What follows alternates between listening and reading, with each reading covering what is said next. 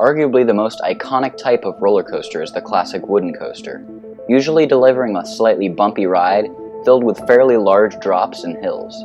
But over time, these wooden thrill machines become worn out. Sometimes the time and money devoted to maintenance of the ride can become too much and the park is forced to close the ride or even tear it down. Luckily, in the late 2000s, manufacturer Rocky Mountain Construction had an idea.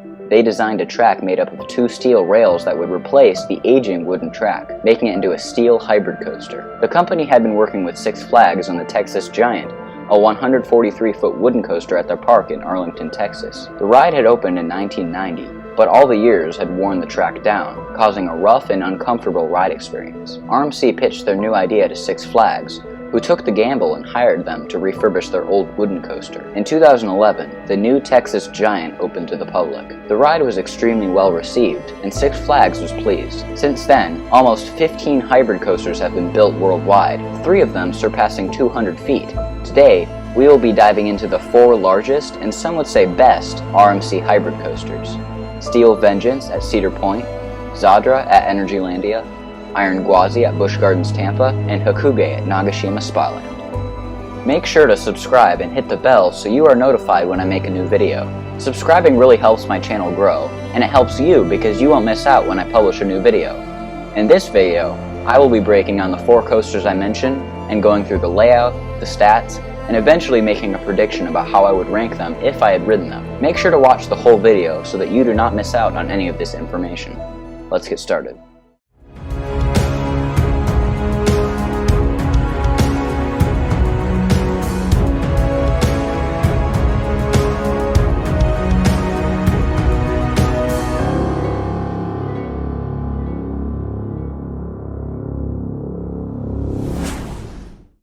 The first category we will be covering is stats, and specifically height.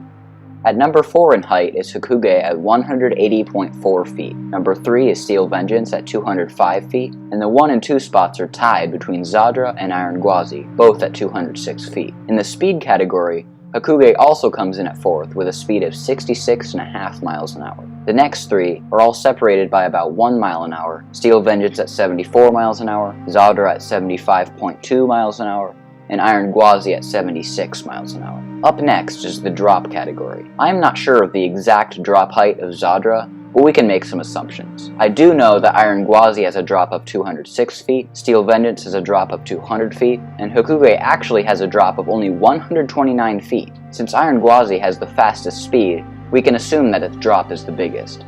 So Zadra's must be between 200 and 206 feet. If anyone knows the exact drop of Zadra, please comment that down below. While Zadra and Iron Gwazi are at the top with height and speed, Hakugei and Steel Vengeance take the lead with length. Iron Gwazi takes last place with just over 4,000 feet, Zadra in third with 4,317.6 feet, Hakugei in second with just over 5,000 feet of track, and Steel Vengeance in first place with an insane 5,740 feet of track. But Zadra and Iron Gwazi take the first and second spots back with angle of descent. Iron Gwazi is on top with a 91-degree drop, making it the first hybrid coaster to go beyond vertical. Zadra and Steel Vengeance are tied with a vertical 90-degree drop, and Hakugei has an 80-degree drop. Our final stat category is inversions. Steel Vengeance tops out this list with 4 inversions consisting of 2 0G rolls, 1 0G roll variant, and a 0G stall. Zadra and Hakugei tie with 3 inversions, both with 1 0G stall, Zadra's being under the lift for a cool visual effect. Hakugei has 2 other 0G rolls, while Zadra has 1 0G roll and 1 0G roll variant. Iron Gwazi comes in at last place, but it has more quality than quantity. The first inversion is an awesome looking barrel roll down drop taken at a very high speed, and the second is a low to the ground 0G stall. Zadra and Iron Gwazi dominate in the stat category, but in the end, stats are not all that matters. Will Iron Gwazi and Zadra keep their lead with an amazing layout? Let's find out. Zadra and Iron Gwazi both start with a slow turn out of the station and into the lift hill. Nothing really special, but it really doesn't need to be. Steel Vengeance adds on a little, with 2 little bunny hills after the low to the ground turn, but Hakugei really spices things up. The train exits the station with a little speed, then turns slightly to the left and drops down, turns to the left again before going over a bunny hill with some pretty good speed for a pre-lift section. Up next is an off-axis hill banked to the right, then it levels out again and goes over 2 more bunny hills before entering the lift hill. very nice way to start the ride.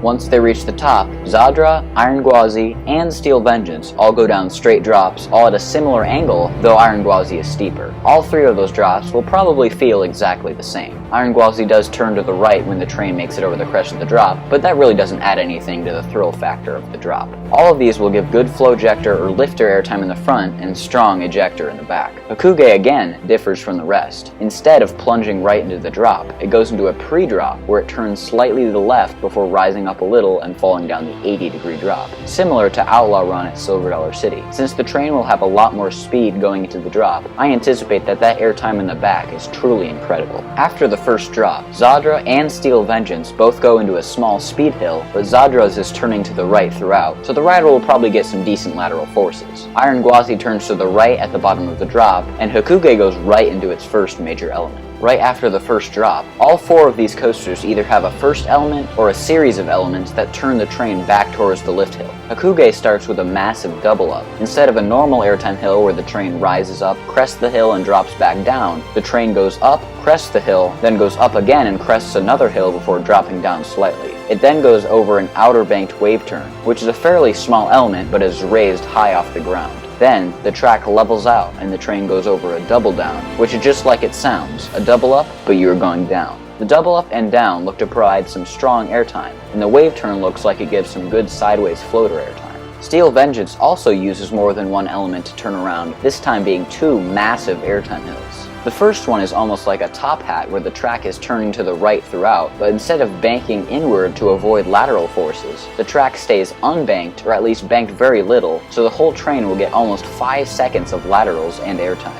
The second element is even crazier. Again, the track is turning to the right throughout, but instead of banking in or staying unbanked, the track banks outward at I'm guessing about 40 to 50 degrees, delivering stronger and more sustained airtime than the first hill, and riders in the back will get almost 5 seconds of strong ejector airtime. Zadra and Iron Gwazi have virtually the same element as each other to start, where the train goes into a tight upward helix before banking outward at the top and dropping back down. The shaping on Zadra's is a little different because the element takes up less space, but the elements on this and Iron Gwazi do pretty much the same thing. These elements look like they will give strong airtime and laterals like the Outer Banked Hill and Steel Vengeance, just not anywhere near as sustained. Another similarity between all four coasters is that after the turnaround element or series of elements, all coasters go into some sort of inversion. Hakugei features a zero-G stall that is fairly low to the ground, but Zadra has a massive zero-G stall that is right under the lift hill. Zadra's zero-G stall is supported by the same structure as the lift hill, which gives an awesome visual effect. Steel Vengeance has a step up before its zero-G roll variant. This is not like a regular zero-G roll because first of all the roll is at a steep upward angle, and after the track has rolled 180 degrees it is banked to the left. The goal for the element is to turn right, so the track rolls even more to bank right, making it feel like the roll takes longer than it actually does. After the first outer bank on Iron Gwazi, the train goes into a similar upward helix, this time to the right, but instead of banking outwards, it banks to the left, surpassing a banking of 0 and going into a downwards barrel roll. The roll seems to start very abruptly, maybe giving a good pop of airtime before the insane inversion. This element looks like one of the barrel roll down drops that are used on some RMCs like Twisted Timbers and Storm Chaser that replace the standard first drop. This element may feel similar, but the train will be going much faster through the element. Here is where all of the layouts really start to differ from each other. Hakugei goes into a step up where the track is banked to the right throughout, giving some sideways airtime as well as laterals. Then, the train goes into a step down which has similar banking, and I would expect similar forces as the previous element. After that, the train goes into the first zero-G roll. The train looks like it absolutely speeds through this inversion. Steel Vengeance goes into a somewhat similar sideways element, this one raised high off the ground. This gives a tiny pop of sideways floater airtime. This is followed up with one of the strangest elements on any coaster. It is classified on RCDB as a zero-G stall, but it is much different than the zero-G stalls on the other three coasters. This is more like to the zero-G stall on Wicked Cyclone at Six Flags New England, where the track banks to 180 degrees, then quickly banks upright instead of staying at that 180 degree banking throughout the crest of the hill. Also, Steel Vengeance is descending towards the ground throughout the element. Riders get a small pop of airtime entering the element, followed by 2 moments of lateral G-forces, one while the track is banking to 180 degrees, and one while the banking is going back to 0. This is followed by a step down, giving some strong airtime. Then, the track turns a little to the left while entering a step up, and after it has crested the hill, it turns to the left again before hopping up into the mid-course brake run.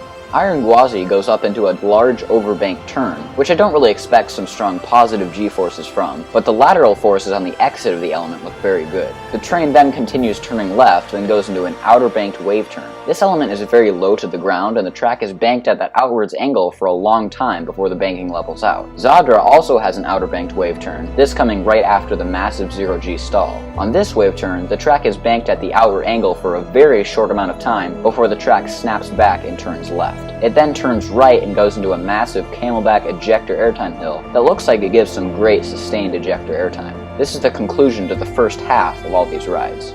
After the 0G roll on Hakugei, the train goes into an airtime hill, but the hill does not come all the way back down to the ground, similar to a double down, but then the train goes into a twisted step down that brings the train back down to ground level. The shaping on this twisted step down does not really look like it would give any airtime, but I'm guessing that when you're riding the coaster, you'll get at least a little pop of airtime. It then goes into a large overbanked turn that looks similar to the overbanked turns on New Texas Giant at Six Flags Over Texas, where it is only banked a few past 90 degrees, and it loses the train a lot of speed. But the rest of the elements on Hakugei are condensed enough that the forces are still powerful over the elements. In contrast, there is really no element that takes away the speed on Steel Vengeance. I guess you could blame that on the mid-course brake run, but I've never ridden it when the brakes actually trim the train's speed. Usually the train just still flies through the brakes. After the mid-course brakes, the train turns slightly to the left and drops back down to the ground, giving strong airtime to the riders in the back of the train. Following this, the track banks slightly to the right before banking back to the left, then it whips back to zero banking as the train goes into a double up. This gives some laterals in the entrance, followed by strong airtime on the double up. The next element is like a mix between an S hill and an outer banked hill. The train goes up the steep hill, banking to the right, then while it is cresting the hill, it whips to the left and dives under the lift structure. While under the lift, the train goes into a fast overbanked turn, followed by a 0G roll that brings the train out from under the lift structure. The train passes over two quick ejector bunny hills before entering the lift structure once again. On Zadra, after passing over the large airtime hill, the train turns to the left and dives into the structure for a 0G roll. Once in the structure, the train goes down and out of the structure and into a double down that looks to contain two strong pops of airtime. Iron Gwazi's second half starts with a twisted step up, which almost looks like a reverse version of Hakugei's twisted step down. Following this is a wave turn giving some sideways airtime, then a 0G stall. This stall looks most similar to the 0G stall in Hakugei due to the fact that it's more low to the ground and the train travels very fast through the element. The 0G stall is followed by the ride's finale. Hakugei's finale starts with a twisted airtime hill. The track shaping on this hill is twisted, but the banking stays at almost zero, so I anticipate that this element has some decent laterals. Up next is an outward banked wave turn, which stays at the outward angle for a very short amount of time, meaning that there should be some good laterals throughout the entry and exit of this element. Next, the train goes into the third and final inversion, the second 0G roll. The ride finishes off with a small bunny hill, step up, and unbanked turn into the brakes.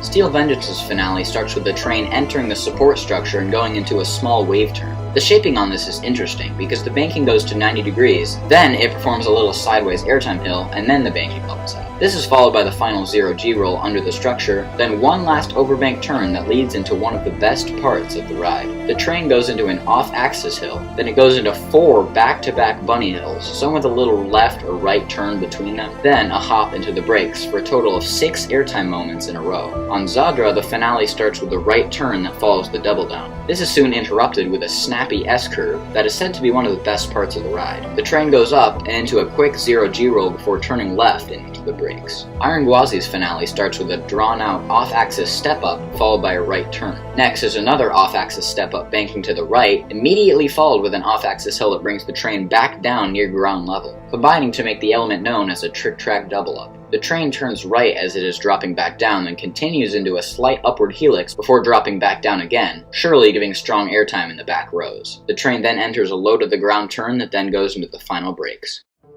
These 4 coasters have some of the best layouts in the world. All of them contain massive airtime hills and inversions at the start, and when the ride loses speed, the airtime hills and inversions are made much smaller to still maintain the feeling of speed. All 4 of these are some of the greatest coasters in the world, all of them likely in the top 10 depending on who you ask. But how do I rank them? Let's find out. Coming in at number 4 is Hakugei at Nagashima Spaland. By no means do I think this is a bad ride. I just think that I would enjoy the others more. This coaster looks like it has amazing inversions and many spectacular airtime moments, including what is possibly one of the greatest first drops in the world. I think that every single one of the elements would pack a punch, except for that one overbanked turn. The other 3 coasters on this list do not really contain an element that makes me say, yeah, they should have put something else there. Hakugei is still one of my top bucket list coasters in the world, and if I rode it, I'm sure it would make my top 5, but I don't think it would top the other coasters on this list. Coming in at number 3 is Zadra at Energylandia. This ride has one of the best layouts in any coaster. It has an amazing first drop, amazing inversions and airtime moments, but why is it only at number 3? Reason is that it's sort of a short ride and its finale does not compare to the 2 above it. The double down looks good, but the shaping is more drawn out, resulting in what looks like not as strong airtime. And it is almost 1,500 feet shorter than Steel Vengeance. Though it is a longer ride than Iron Gwazi,